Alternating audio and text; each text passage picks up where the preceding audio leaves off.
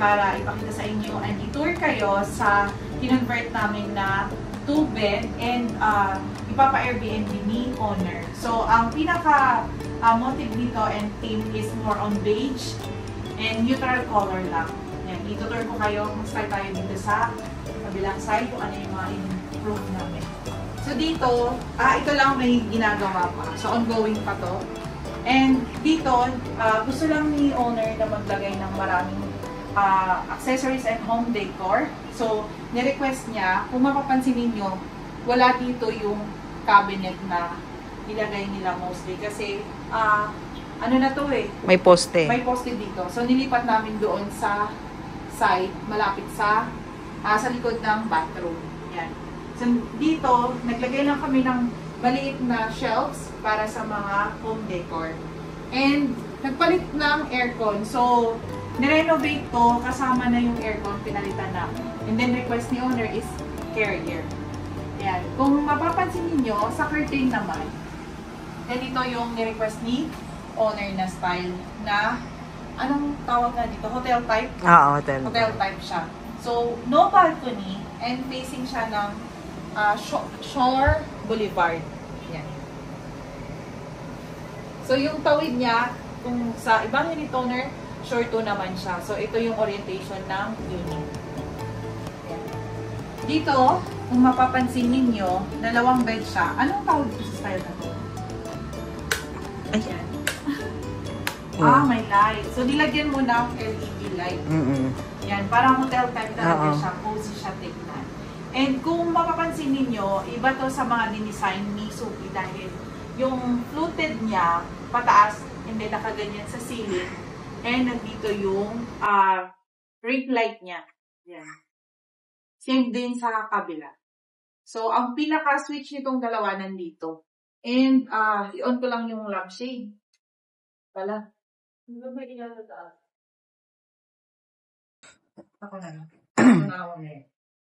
Hindi ba mas maganda lang? Yan.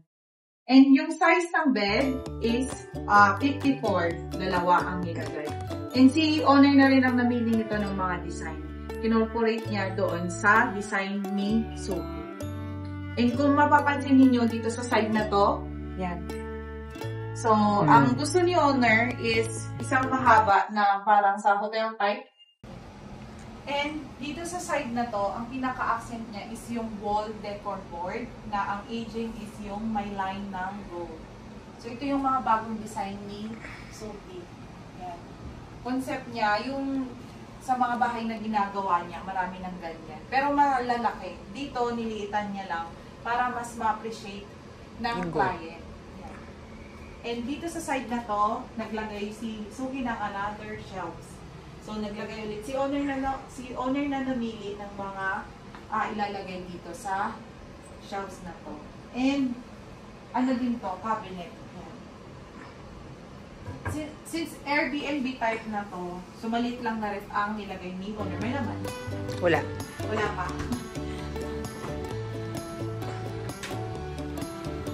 Dito, naglagay din kami ng microwave shelves. And then, si owner na rin ang naglagay nito ng mga design. Dito sa side na to, dito namin nilagay yung cabinet dahil hindi kasya doon, so dito na lang. So, 2-door.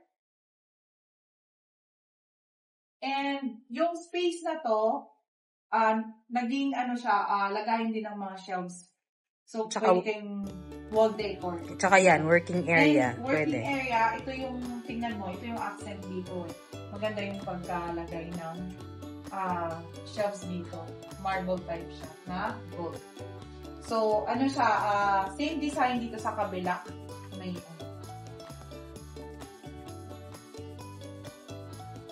And dito naman sa kitchen area, naglagay kami ng backsplash na marble. So, ito yung ginad namin. And mapansin mo, mostly kasi dito, may nakaawang dito na black. So, ang ginawa namin, tinanggal namin yon.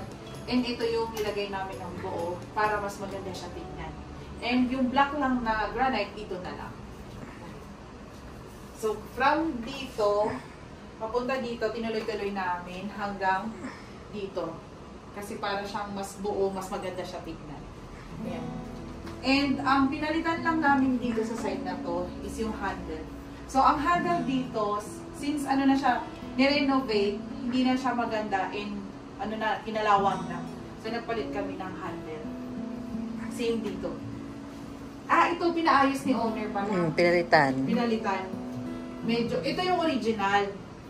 Ito naman, mas maganda yung pinalit ni owner. Hanggang dito. Dito naman tayo sa bathroom kung ano yung in-improve namin. So dito, naglagay kami ng towel rack. Dito naglagay kami ng cabinet sa taas. And dito sa side na to, mostly dito ang washing machine. So, since hotel type siya, ang ginawa namin, binuo na siya.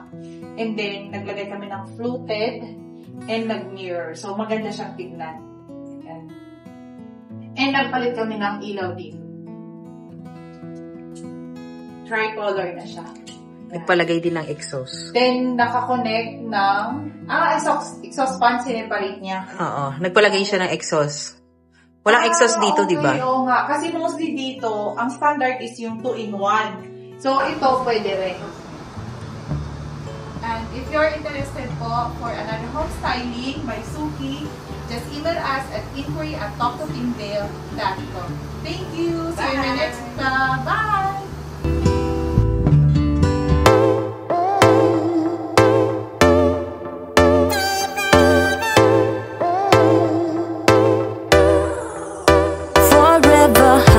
Love, always been the bad one, riding just to feel light, screaming, dreaming, feeling fast.